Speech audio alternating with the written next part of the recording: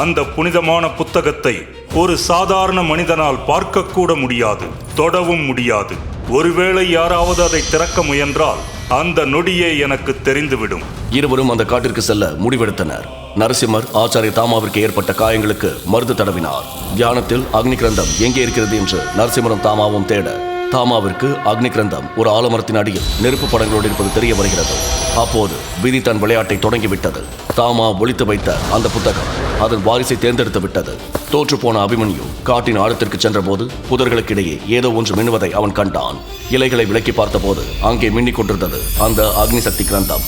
ஆச்சாரிய தாமா காட்டில் வீசிய அந்த அக்னி கிரந்த புத்தகம் இப்போது சாதாரண அபிமன்யு கையில். இது என்ன புத்தகம்? அந்த புத்தகம் இந்திரபுரியின் விதியையே மாற்றப் போகிறது என்பது அபிமன்யுவிற்கு அப்போது தெரியாது. ஆர்வத்தில் அபிமன்யு அந்த புத்தகத்தை தொட்டான். அடுத்த கணம் 5000 ஆண்டுகளாக எவரும் திறக்க முடியாத அந்த அக்னி கிரந்தம் தானாக திறந்தது. முழு வீடியோவை பாக்கெட் FM தமிழ் யூடியூப் சேனலில் கண்டு மகிழுங்கள்.